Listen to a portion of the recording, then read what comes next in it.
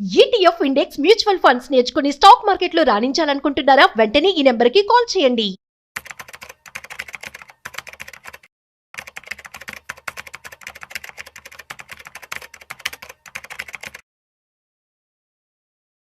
నమస్తే, welcome back to Suman TV. Present మనతో పాటు ఉన్నారు స్టాక్ మార్కెట్ అనలిస్ట్ సుందరరామరెడ్డి గారు. నమస్తే సార్. నమస్తే మా.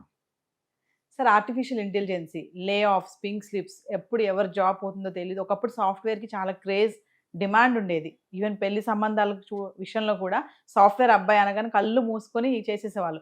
ఇప్పుడు దమ్ముంటే సాఫ్ట్వేర్ అబ్బాయికి ఇవ్వండి అనే రోజులు వచ్చేసాయి. ఇప్పుడు రీసెంట్గా చూసుకుంటే కొంతమందికి ఐటీ సెక్టర్లో కొన్ని ఆఫర్స్ ఇస్తున్నారు. మీకు 1 year శాలరీ ఇస్తాము, మీరు వెళ్ళిపోండి అంటే రిజైన్ చేసేయండి అంటున్నారు. వెళ్ళిపోండి అని కూడా కాదు, 1 year శాలరీ ఇస్తాం, రిజైన్ చేయండి అని ఆఫర్ ఇస్తున్నారు స్మూత్ గా. అంటే ఇది ఆఫర్ అనుకోవాలా లేదా వాళ్ళని తీసేస్తున్నారా? అంటే ఏం చూస్ చేసుకోవాలి అక్కడ ఎంప్లాయీ అంటే? నో, బేసికల్ గా ఇదే కాదండి. నెక్స్ట్ అంటే ఐ మీన్ మనం ఇప్పుడు గురించి మాట్లాడుతున్నాం కదా. నేను చెప్పేది ఆకలి రాజ్యం అని చెప్పేసి 30 years బ్యాక్ సినిమా అండి. అప్పుడు కూడా బ్యాచిలర్స్ ఫుడ్ కోసం అల్లాడే వాళ్ళు. 2026లో కూడా బ్యాచిలర్స్ ఫుడ్ కోసం అల్లాడతారు. దాని మీనింగ్ ఏంటంటే మార్కెట్లో కండిషన్ మారుతున్నాయి, స్ట్రైట్ గా నీకు కనిపించట్లేదు అంతే. అంటే మన సేమ్ అప్పటికే ఏ సినిమా కష్టాలు ఉన్నాయి, ఇప్పటికీ అంతే సినిమా కష్టాలు ఉంటాయి. అందుకని ఆర్టిఫిషియల్ ఇంటెలిజెన్స్ వచ్చి మన జీవితాలు ఏదో బీభత్సంగా మారుస్తుంది అనుకోమాకండి. అంటే 2000 ఉన్నప్పుడు కంప్యూటర్ కొలాప్స్ అయిపోయింది అన్నారు, బట్ లేసుకొచ్చింది బాగానే ఉంది. పీసీ వచ్చిన తర్వాత ఇంకా పేపర్ వర్కే ఉండదేమన్నారు, అది ఉంది ఇది ఉంది. ఎంఎస్ ఎక్సెల్ వచ్చిన తర్వాత ఇక అకౌంటెంట్ పని లేదన్నారు, వాళ్ళు ఉన్నారు. ఎక్సెల్ షీట్ ఉంది. ఇప్పుడు కూడా ఏమో ఏఐ వచ్చినది, ఏఐ ఉంటుంది, కంప్యూటర్ అన్ని జాబ్స్ ఉంటాయి. నిరంతరం వర్క్ స్టైల్ మారుతుంది, టెక్నాలజీ మారుతుంది, వాటిని అడాప్ట్ చేసుకుంటూ ప్రొడక్టివిటీ పెంచుకోవటం తప్ప చేసేదేం లేదు అక్కడ. అందుకని ప్రతి జాబు మోరలెస్ ఎఫెక్ట్ కాబోతుంది, అవుతుంది కూడా. నేను టైపిస్ట్ ఉన్నాను, నేను టైప్ జాబ్ ఉందనుకోండి, ఎంఎస్ వర్డ్ వచ్చిన తర్వాత ఒకేసారి 40 కాపీలు డూప్లికేట్ చేయొచ్చు కదా. టైపింగ్లో మనం చేయలేం కదా. మీరు అప్డేట్ అవ్వలేదు అనుకోండి, మీ టైపింగ్ జాబ్తో పాటు పోతుంది. హో మూడ్ మై చీజ్ అని చెప్పేసి ఒక బుక్ ఉంటుంది 1990లోనే, ఇప్పటికి రెలవెంట్ అది. అంటే నా జాబ్ ఎవరు తీసుకున్నారు లిటరల్ మీనింగ్. అప్డేట్ కాకపోతే నీ జాబ్ నీది కాదు. కాబట్టి ఇప్పుడు స్పీడ్ అవుతుంది. ఇంత ముందు రోజులు స్లోగా ఉండేది, ఇప్పుడు కొంచెం స్పీడ్ అవుతుంది.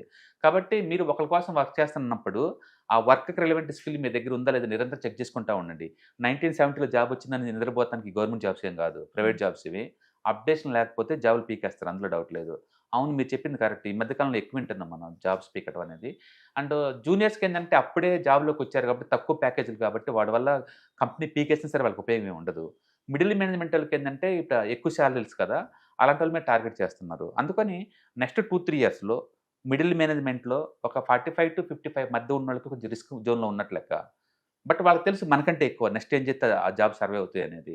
కాబట్టి డెఫినెట్గా స్కిల్స్ రీడిఫైన్ అవ్వాల్సిందే, స్కిల్స్ అప్డేట్ చేసుకోవాల్సిందే. చేసుకోకపోతే జాబులు పీకేస్తారు. అంటే సీనియర్ కేటగిరీలో ఉన్న వాళ్ళని రిజైన్ చేయమంటున్నారు. సీనియర్ అనే బదులు ఎక్కువ శాలరీ ఉన్న వాళ్ళని తగ్గించుకుంటే ఖర్చులు తగ్గుతాయి కదా. End of the day A company అయినా సరే షేర్ హోల్డర్ రెస్పాన్సిబుల్ అంతే. మీరు సేల్స్ పెంచి లాభాలు తీసుకొస్తారా, ఖర్చులు తగ్గించుకొని లాభాలు తీసుకొస్తారా, రెండింటిలో ఏదో ఒకటి చూజ్ చేసుకోమంటారు. సేల్స్ పెంచే టైం నాకు లేనప్పుడు, సేల్స్ పెంచడం కష్టమవుతున్నప్పుడు నెక్స్ట్ నీకు దొరికిన రూట్ ఏంటంటే ఖర్చులు తగ్గించుకోవటమే. ఖర్చులు తగ్గించుకుంటే మీనింగ్ ఏంటి, ఎక్కువ శాలరీ ఉన్న ఎంప్లాయీస్ని తగ్గించడమే. తగ్గించినప్పుడు ఆటోమేటిక్ తగ్గుద్ది అనమాట. అంటే గుర్తుపెట్టుకోండి, లాస్ట్ 9 monthsలో ఇండియాలో టాప్ 5 కంపెనీల వాళ్ళు రిక్రూట్ చేసుకున్న టోటల్ ఎంప్లాయీస్ జస్ట్ 17 అండి. అంటే ఏఐ వచ్చిందని మనం ఇప్పుడే చెప్తున్నాం, కంపెనీలకు ముందే తెలుసు. TCS, Wipro, Infosys, HL technology వీటన్నిటికి ముందే తెలుసు. అందుకనే వాళ్ళు గత 1 year నుంచి రెడీ అవుతున్నారు దానికి. అందుకని ఏఐ వల్ల రిస్క్ ఉందనే విషయం వాళ్ళకి తెలుసు. దానికి తగ్గట్టు వాళ్ళు అడాప్ట్ చేసుకుంటూ ఉన్నారు, ముందు పోతూ ఉన్నారు. అందుకని నిజంగా కంపెనీస్ మాత్రం జీరో అవుతాయి అంటే అవ్వండి. కాకపోతే లైఫ్ స్టైల్ మార్చుకోవాల్సిందే. మనం చూసారు నిన్న లాస్ట్ మంత్ స్పీడ్ డాన్స్ అని చెప్పేసి చైనా వాళ్ళు ఒక గ్రాఫిక్ దాన్ని రిలీజ్ చేశారు. 100 కోట్లు పెట్టి సినిమా తీసేదాన్ని ₹1,00,00,000 తీయచ్చు. 100 కోట్లతో అయ్యే గ్రాఫిక్స్ వర్క్ని ₹1,00,00,000 తీయచ్చండి. ఒకసారి చూడండి, స్పీడ్ డాన్స్ 2.0 అని ఎక్స్ట్రాడినరీ గ్రాఫిక్స్ వర్క్ ఫ్రీగా దొరుకుతున్నాయి ఆడ. అందుకని నువ్వు మారలేదనుకోండి, ఇంకా నేను 100 కోట్లు పెడతానంటే ప్రొడ్యూసర్ లాస్ అవటం ఆ డబ్బంతా. అందుకని యూ హ్యావ్ టు చేంజ్ అంతే. అంటే చేంజ్ అనేది నిరంతరం జరుగుతూనే ఉంటుంది, ఎప్పుడైనా జరుగుతూనే ఉంటుంది అది.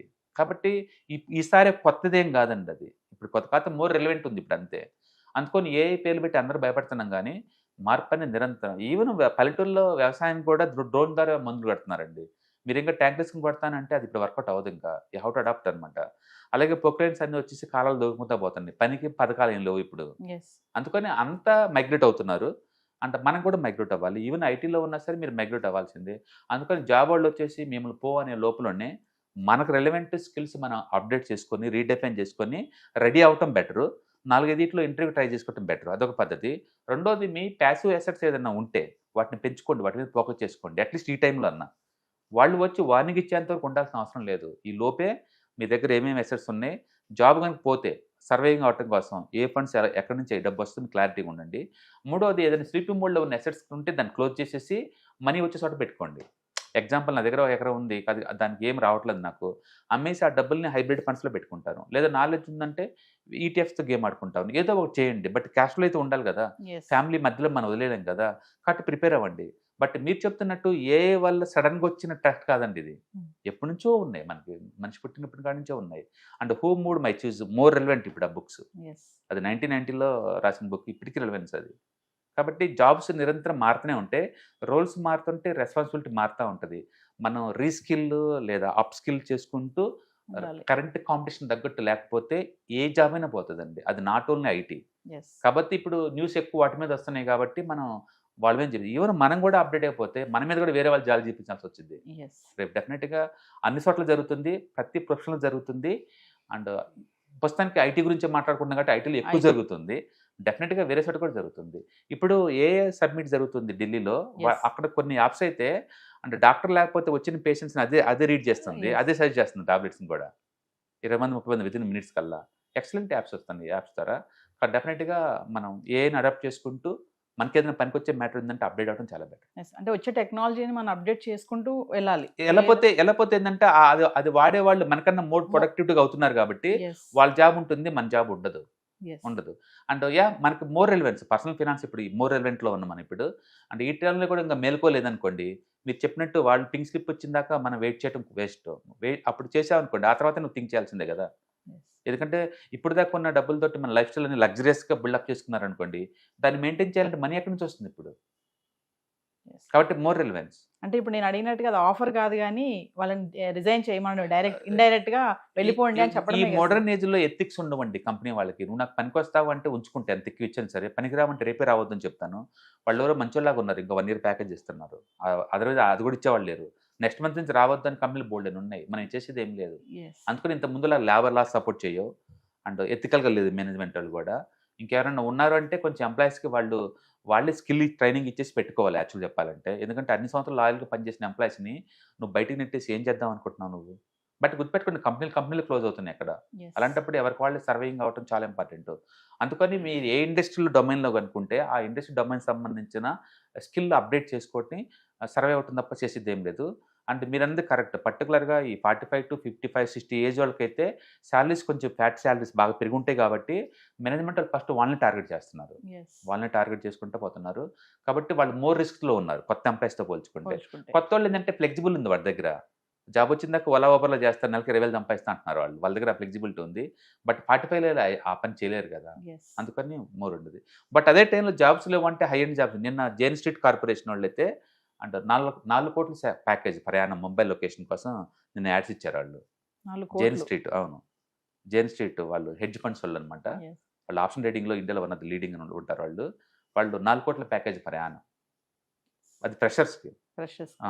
అంటే మనం 2 రకాల ప్రపంచం చూస్తున్నాం. ఒకవైపు ఏమో స్కిల్ రెలవెంట్ లేవు అని చెప్పి పీకేసే బ్యాచ్, ఇంకొకళ్ళు ఏమో మాకు మోడర్న్ స్కిల్ కావాలని చెప్పేసి కోట్ల కొద్ది ఆఫర్ చేసే బ్యాచ్ రెండొకళ్ళు.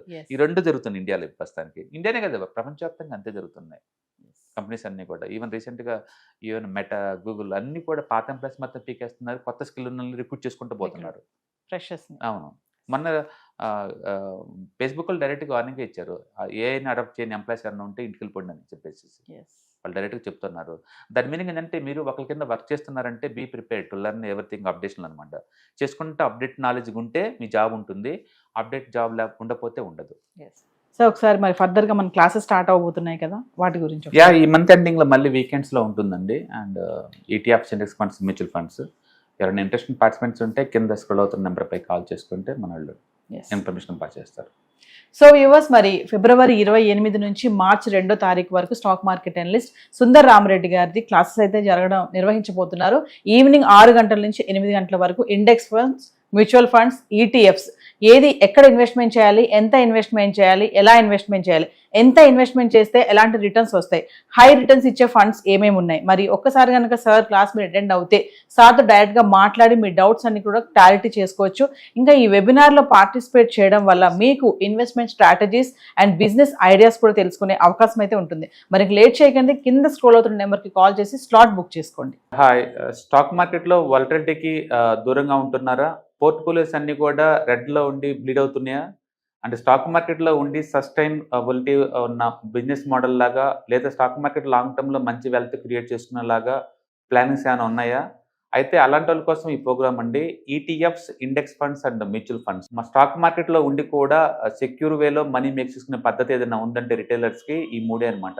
దీంట్లో కాంప్రహెన్సివ్గా మీకు ట్రైనింగ్ అండ్ గైడెన్స్ దొరుకుతుంది. అండ్ వీకెండ్స్లో జరిగే ఈ ప్రోగ్రామ్లో అటెండ్ అవడం ద్వారా ETFs, index funds and mutual ఫండ్స్లో మీ నాలెడ్జ్ పెంచుకోండి. మీ పోర్ట్ఫోలియో మీరే మెయింటైన్ చేయడం ద్వారా ఇయర్లీ యావరేజ్ మీద 20 to 30% మనీ మేక్ చేసుకోండి. All the best. Thank you.